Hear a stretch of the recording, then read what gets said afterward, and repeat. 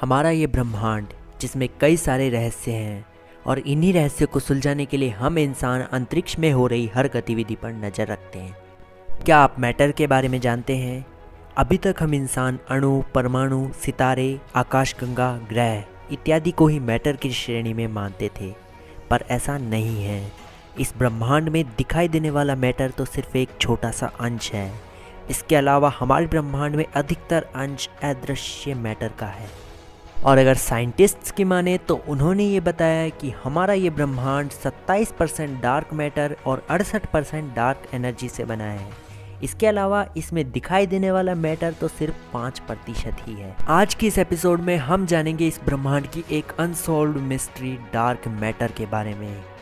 तो चलिए शुरुआत करते हैं आज के इस नए एपिसोड की। साल 1993 में फिट्ज़विकी नाम के एक वैज्ञानिक टेलीस्कोप से स्पेस में देख रहे थे। तभी उनकी नज़र कोमा क्लस्टर पर गई और यहाँ पर मल्टीपल गैलेक्सीज एक बिंदु की परिक्रमा करती है।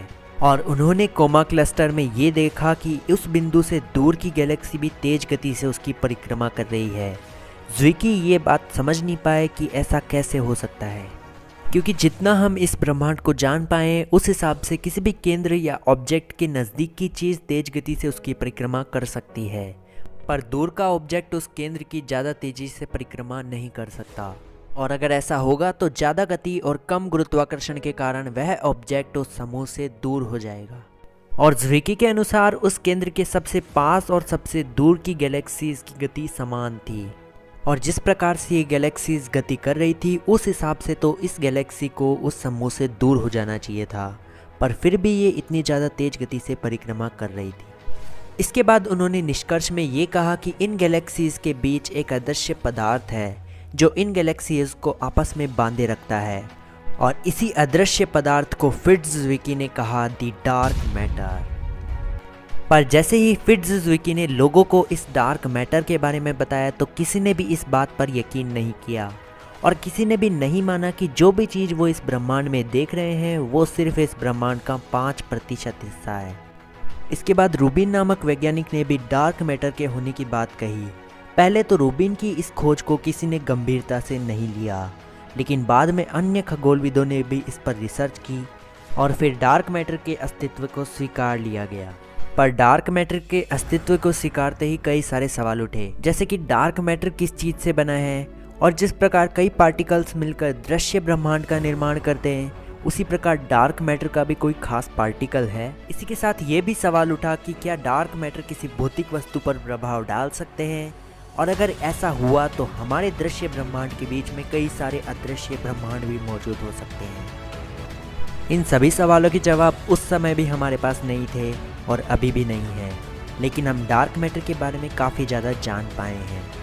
हमारे दृश्य ब्रह्मांड का निर्माण प्रोटॉन, इलेक्ट्रॉन और न्यूट्रॉन मिलकर करते हैं। इनमें से भी कई पार्टिकल्स हैं जिनके बारे में हम नहीं जानते, और ऐसे ही पार्टिकल्स का नाम दिया गया है एस पार्टिकल्स। और इन्हीं एस पार्टिकल्स में से एक है द डार्क मैटर, और इसके लिए एक लेबोरेटरी तैयार की गई है जिसमें से अगर डार्क मैटर गुजरेगा तो वहाँ की ऊर्जा में काफ़ी हद तक परिवर्तन होगा। लेकिन अगर हम डार्क मैटर के अस्तित्व को सिद्ध नहीं कर पाए तो आइजैक न्यूटन के सिद्धांतों में बदलाव करना ही होगा। वेल, आपको क्या लगता है कि डार्क मैटर जैसी कोई चीज़ इस यूनिवर्स में एग्जिस्ट करती है या नहीं? हमें कमेंट करके अपना ओपिनियन ज़रूर दें। तो आज के इस एपिसोड को यहीं पर एंड करते हैं। आई होप आपको यह वीडियो पसंद आया होगा, और अगर पसंद आया तो इस वीडियो को लाइक कर दीजिए और अपने फैमिली फ्रेंड्स के साथ शेयर भी कर दीजिए। इसी के साथ अगर आप चैनल पर नए हैं तो हमारे यूट्यूब चैनल अंतरिक्ष ज्ञान को सब्सक्राइब कर दीजिए और बेल आइकन पर क्लिक करके ऑल पर सेट कर दीजिए, ताकि आपको आने वाली न्यू वीडियो का नोटिफिकेशन सबसे पहले मिल सके। हम मिलते हैं जल्द ही ऐसे किसी नए एपिसोड के साथ। टिल देन, जय Hind and thanks for watching.